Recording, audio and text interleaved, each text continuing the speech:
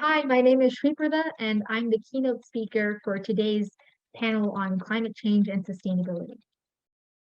So just a few notes on climate change as a whole. We know that greenhouse gas emissions are climbing up to record levels.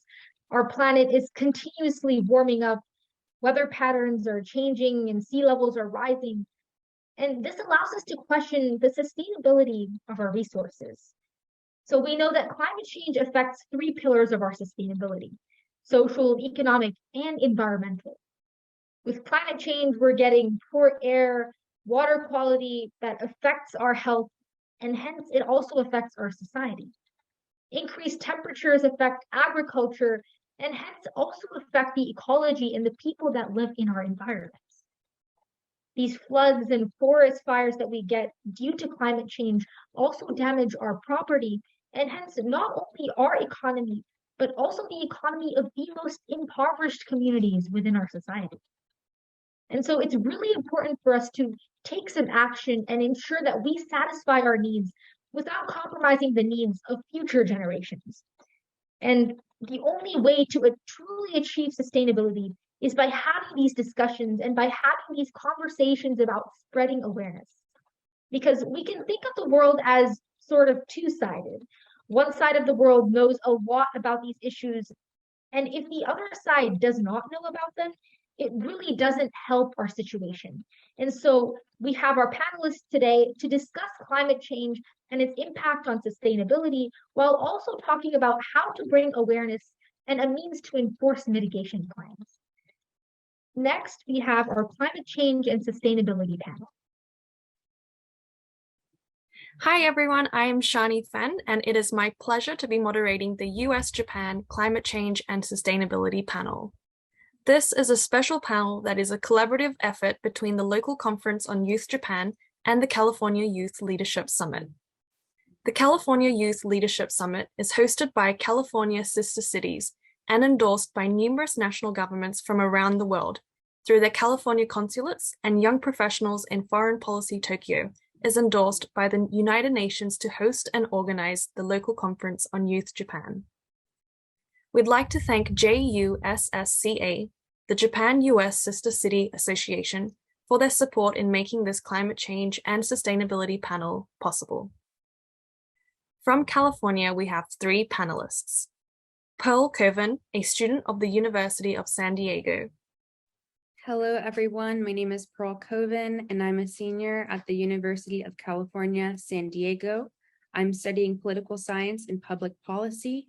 When I am not in classes, I work for the Sustainable Environmental Management Company, and I also am a fellow for Supervisor Nathan Fletcher in the County of San Diego. I'm very excited to speak with you all. I know it's very early in Japan, so I'm thankful for everyone's time over there. Ted Lay, a student of Upland High School.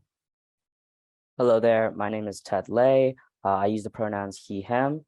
I am currently a senior at Upland High School. Last summer, I interned for Los Angeles County Stormwater Engineering Division, and right now I'm working as the environmental chair for the Youth Council for San Bernardino County. I'm really excited to be able to have an insightful conversation with my colleagues here in California, as well in Japan, to have a really insightful conversation about climate change and sustainability from differing international perspectives. Thank you. And Marzi Lightor, a student of Crossroads School in Santa Monica. Hi, everyone. My name is Marzi Lightor. I'm a senior at Crossroads School for the Arts and Sciences in Santa Monica. And I'm so excited to join the co-panelists here today to speak on this issue and to hear all of our insightful opinions and thoughts and feelings. And I'm so excited to come back to the California Youth Leadership Summit for my second year in a row and to help co-chair as the high school chair. From Japan, we also have three panelists. Aika May Talavera, a social media intern in Fukuoka, Japan for the US-Japan Council Tomodachi Initiative. Hello, everyone. Thank you so much for having me here today. I'm very excited to be a part of this. I'm very passionate and interested in today's topics. Thank you. I look forward to hearing everybody's opinions and thoughts about climate change. Yuna Otsuki, a student in Tokyo at Shibuya Kyoiku Gakuen Makuhari Senior High School and Communications Officer for YPFP Tokyo. Hi everyone, my name is Yuna and I'm a high school student here in Japan. I'm very excited to be here today, and currently I'm doing 2 researches related to sustainability and clean energy, and it's an honor to have this opportunity to discuss with you guys. Thank you for having me. And Ayako Takao, Vice President of Climate Youth Japan in Tokyo.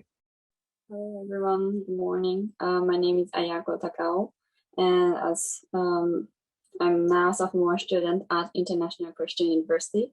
And as Shana introduced me, I'm the Vice President of the Climate Youth Japan, CYJ, and also the Chief of the CYJ COP27 team. So I'll be at the COP27 site. I'm very happy to be here, and thanks for having me. Thank you for all your introductions. So now we're going to move on to our first question, which is, what can we do on an individual basis to combat climate change? All right, so I'll jump in. For me, when I think about what can we do on an individual basis, I have 2 different thoughts. I have the thought that each of us in our decisions that we make every day of our lives, they matter. They matter when we do it collectively. But when there is a collective action problem where we don't have the infrastructure to necessarily be making similar decisions that can reduce our carbon footprint, if everyone doesn't have the same knowledge that would require a reduction of emissions and how to get there, then I think that on an individual basis, until we get to that point, the people that really do have a strong understanding of how to advocate for climate resilience and a reduction in emissions, we really need to hold our institutions responsible. Each of us here in this panel, we are all students. Some of us are even budding professionals, right? So making sure that your college or your high school is divesting from fossil fuels, that if they have a pension program for their teachers, that pension program, the people that are involved of it in that pension program know that their pension is actually investing in carbon, investing in fossil fuels, and making sure that they can advocate for a divestment there. Just kind of talking about what Pearl talked about. She talks about, the ethical decisions we make for our environmental decisions. I think she brings up a really strong point about the idea of our power as a consumer, because a lot of the issues we have with corporations investing in these unethical or environmentally unfriendly research or companies is a lot of it comes from a corporate, perspective. They really want to generate the most amount of money the easiest way, and harming the environment isn't on their agenda when it comes to that goal. So we do have a lot of power as a consumer to be able to decide what company gets our revenue and which company is supported. And I think that ethical choice we have to be able to support who we want and kind of steer them towards that. It's a really powerful thing we have as a consumer. And it kind of just goes back to this kind of like clash where it's the individual versus the collective, because it can be easy to get lost into thinking we need these really powerful technologies, carbon sequestration, large scale boats that can do ocean cleanups. It can be easy to get lost in that, but at the end of the day, one of the most powerful tools we have as an individual and as a collective for a sustainable city or society or civilization is understanding the power we have as a consumer. So as Ted and Pearl mentioned, the ethical decisions or power of consumers, I think all of this stems with the understanding of how our impact or how our actions actually make an impact in climate change. So as cliche as this sound, I think what we can do to combat climate change is, first of all, just to educate ourselves. In my case, I focus on consumption. Consumption of materials is not only the act of purchasing, but it's also the act of using the products that you purchase in their lifetime and the way you dispose it. So the long-term effects of what you purchase and how you dispose it makes a long-term impact on the environment. And just understanding that, I think, can lead to many small changes in everyone's daily life, which ultimately can turn into long-term effects. I definitely agree. I think it's the small steps that make a big difference when it comes to like what you're buying and what you're investing in. As for all consumers, we have to be making conscious choices. We have to ask ourselves, where does this product come from? Does this company sell these products for just for profit? And we have to understand the background behind the products that we're getting. Is it reusable? Like, will it endure? Will it last a long time? And so I guess we have the power, we have the right to say no to these products if they're not very ethical. So we have to be making sure that we're supporting our climate and when we make these choices to purchase products. Okay, so let's move on to the next question. So the next question is, what are the main threats of climate change? Start first. So the weather is definitely the threat, that because like last summer, Japan suffered from a very high temperature. But also like one thing I want to mention is that many of the Japanese are fearing or threatening about the lifestyle change, and many of them say like they don't want to change the lifestyle. But I want to say that lifestyle change is not such a big deal. I mean, like it's kind of individual step to move forward, and so they should not threat about changing the way they live. Well, I mean, for the main threats of climate change, there's obviously unawareness, which is a cause of like the way that we're adding to the climate change issue. And I think as an effect of the climate change, a threat of an effect would be like extreme weather changes caused by rising global surface temperatures. Because of that, there's natural disasters such as tornadoes, hurricanes that can destroy cities, and they're happening quite often because we're adding to this issue and we're making this issue worse day by day. So climate change causes irreversible impacts on the environment. It can cause intense drought, storms, heat waves, and so many other things. It harms animals, destroys the place they live, and wrecks people's livelihoods and communities. And perhaps when we do such a small action, we don't get to see that big impact that occurs in the environment. And it kind of almost feels as if you don't get to see it right when you're doing that certain action that causes those things. So it almost feels as if like it's two separate worlds that you're living in, at least in my opinion. But we need to understand that like something that you did now, although the effect isn't right away, it does create a huge impact on the environment. I think that there are a lot of threats that the majority of us can agree on, like the rising sea levels, changing patterns of weather. But there are also threats that most people probably have never even heard of, like, okay, with the Earth's warming of, surface and the air, we've got the permafrost, right? We have centuries old permafrost that's been frozen. And in that permafrost, there are organisms that we have never seen or been exposed to. And this can honestly cause a really serious biological problem for all life on Earth, where we're exposed to, whether it's bacteria, viruses. COVID hit us really hard, but we also face other threats that are of a biological source. So that's one that I'd like to pay special attention to, because I think when it comes to preserving that cover of ice and keeping that contained, I think that is something that should be of paramount concern as well. Just kind of adding on to what Pearl talked about these threats that a lot of people don't even know about. I resonate strongly with that idea. Some specific topic that I can talk about, and I think I have a special perspective on, is saltwater intrusion. This topic, not a lot of people know about. It's, salt, as ocean acidification is happening, CO2 is being absorbed into the waters, the ocean gets saltier. The salt water is actually invading a lot of groundwater aquifers. And you don't hear about it a lot from our perspective because we have places like water municipalities that purify our water and send it to us. If you check your water bills, oftentimes a gallon of water is less than a penny. For me, it's a fifth of a penny.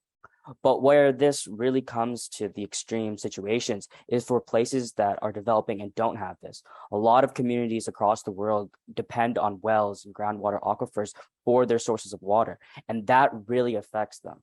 And that kind of brings another aspect to the climate change conversation, which is our perspective pales in comparison to other perspectives that don't have the same resources, and their perspective pales compared to us. There's so much regionality and geographic differences that affect people differently. Obviously, someone inland isn't going to have to worry about the crazy hurricanes and flooding, and we're never going to have to worry about their immense soil health problems. So that's just another aspect that kind of follows along what Pearl was talking about issues that we're not all as educated as we could be about. My answer ties similarly to Pearl's. A threat that I note is the effects of rising temperature on biodiversity and on different biomes and climates. Pearl used the example of permafrost and how it'll expose many different creatures that we have never encountered and organisms that we've never encountered. But with the exposure of new organisms, we will lose habitable climates for many different creatures, and extinction is a real threat. Similarly, in the oceans, as ocean temperatures rise drastically and very quickly, many different types of creatures will not be able to live within their natural habitats. And then more human level, we are all experiencing immense natural disasters caused by climate change, whether it be on the West Coast of California with wildfires or insane hurricanes or infrastructure that doesn't support these unprecedented climate disasters. So we have a question from a guest moderator.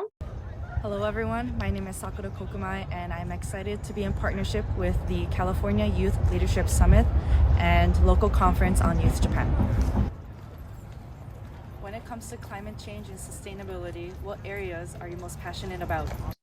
So Ayako, would you like to answer first? My passion is focusing on how the developing countries or the international hierarchy can be improved or can be in a good way. And what are you most passionate about? Climate change is such a wide topic. There's so many things that you can focus on. But for me personally, I think something that I'm most interested in would be the technological side to this issue. My passion lies in education equity, in information and informing the general populace. I really enjoy sharing best practices and different ways that we in our own individual life can make an impact. What would you like to see in terms of policy changes and action in the next 5 years to help save our planet? So Ayako, if you would like to go first. In 5 years, I'll be 25, and I was thinking about this question. It's pretty difficult, but one thing that I think about is that not being too nationalistic and also not only considering about the monetary profits. I know it's pretty difficult to run the system, like social system, without the finance because it's the capitalistic society. But having the shift to be based on nature profits, not only focusing on the monetary system, but also like the prosperity of the biodiversity or those nature-based things, it's very important. And what would you like to see happen in the next 5 years?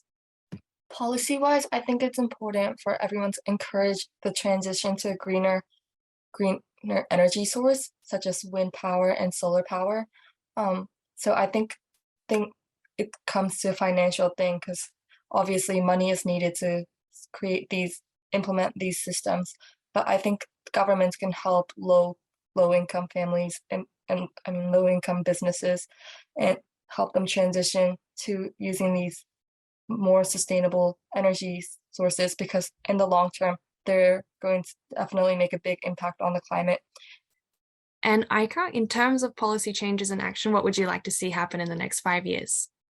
I hope that in 5 years, perhaps, there's some sort of universal waste management system that we can all follow.